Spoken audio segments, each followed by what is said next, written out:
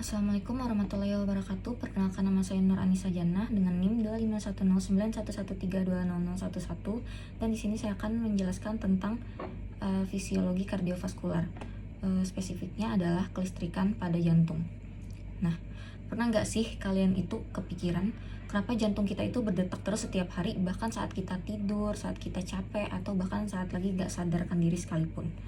Nah, yang lebih menariknya lagi, semua detakan itu terjadinya karena adanya sistem listrik di dalam tubuh kita.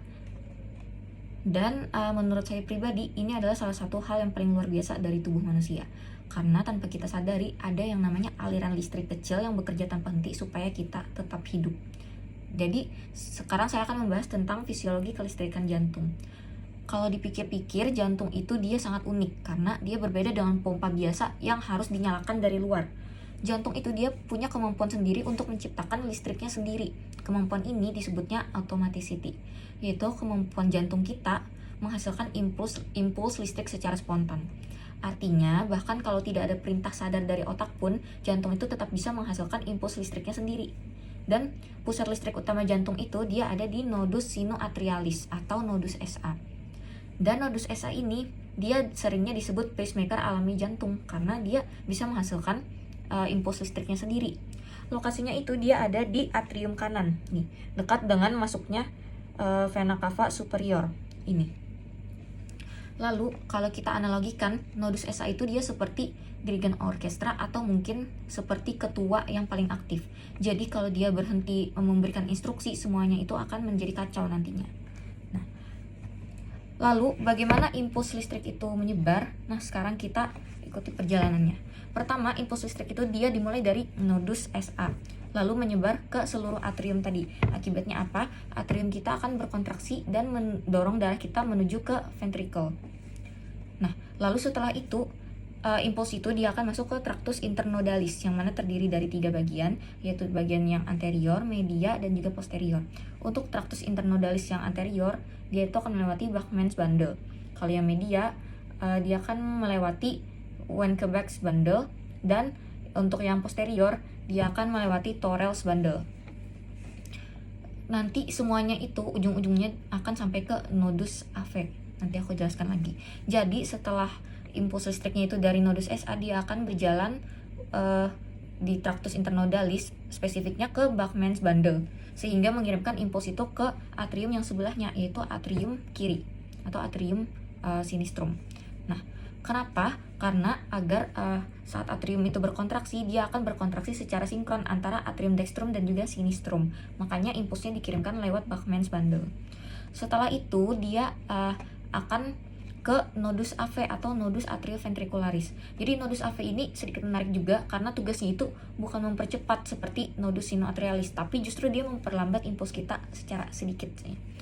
Nah, kenapa harus diperlambat? Karena ventrikel kita itu perlu waktu untuk terisi darah sebelum terjadinya kontraksi. Jadi, kalau semuanya langsung kontraksi bersamaan, maka pompa darah itu jadi tidak efektif. Jadi, nodus SA itu dia seperti satpam yang mengatur lalu lintas listrik kita supaya dia itu tidak kacau gitu. Nah, setelah melewati nodus SA, impuls kita akan masuk ke bundle of His atau fasciculus atrioventricularis. Nah, yang ada di septum interventricular.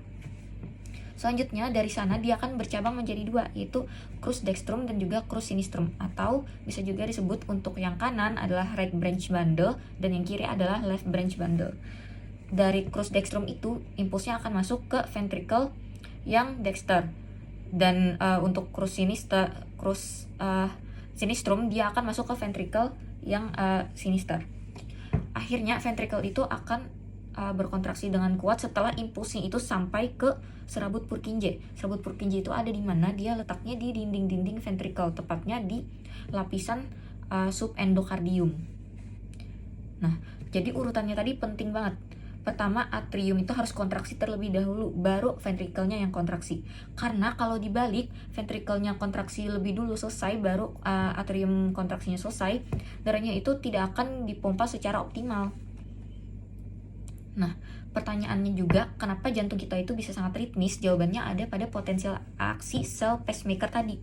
Jadi pada sel biasa, listrik itu akan muncul kalau ada rangsangan kan. Tapi pada sel pacemaker jantung, membrannya itu dia bisa mengalami depolarisasi sendiri secara perlahan. Karena adanya misalkan ion natrium, kalsium, terus ada juga perubahan permeabilitas membran. Makanya saat mencapai ambang tertentu, dia akan langsung boom, terjadi impuls listrik baru tanpa harus adanya rangsangan dari luar. Lalu proses ini dia akan berulang terus-menerus. Kalau kita buat sederhana, depolarisasi itu artinya mengalami kontraksi, entah itu depolarisasi atrium atau ventricle. Dan repolarisasi artinya dia itu akan menuju ke relaksasi. Dan siklus ini akan terus-menerus berlanjut seumur hidup kita. Jadi bayangkan kalau dalam sehari itu jantung kita dapat berdetak 100.000 kali tanpa libur, tanpa istirahat. Jadi menurut saya ini salah satu bukti betapa luar biasanya sistem tubuh manusia. Sungguh Tuhan Maha Besar. Jadi untuk kesimpulannya itu, menurut saya semakin belajar fisiologi, saya pribadi itu merasa tubuh manusia itu terlalu kompleks untuk dianggap biasa saja. Jadi bayangkan ada sistem listrik mikro di dalam tubuh kita. Kerjanya itu sangat presisi, sangat ritmis, sangat sinkron, dan bekerjanya itu mulai dari kita sejak janin sampai kita meninggal. Bahkan saat kita tidur, sistemnya juga tetap berjalan. Jadi kita tidak perlu mengingatkan jantung untuk berdetak, karena semuanya sudah diatur dengan sangat sempurna oleh Allah Subhanahu wa Ta'ala. Jadi menurut saya ini menunjukkan betapa luar biasanya penciptaan manusia. Karena satu gangguan kecil saja pada sistem listrik jantung kita itu bisa mempengaruhi seluruh tubuh. Dan dari sini juga saya belajar bahwa sesuatu yang kecil itu bisa punya peran besar. Impuls listrik jantung kita kan ukurannya sangat kecil sekali sampai tidak bisa dilihat. Tapi tanpa itu kehidupan kita tidak dapat berjalan. Sungguh Tuhan itu Maha Pencipta dan Maha Besar. Mungkin segitu saja penjelasan dari saya. Mohon maaf jika ada penyebutan yang salah atau penjelasan saya yang kurang dapat dimengerti. Saya tutup. Terima kasih. Wassalamualaikum warahmatullahi wabarakatuh.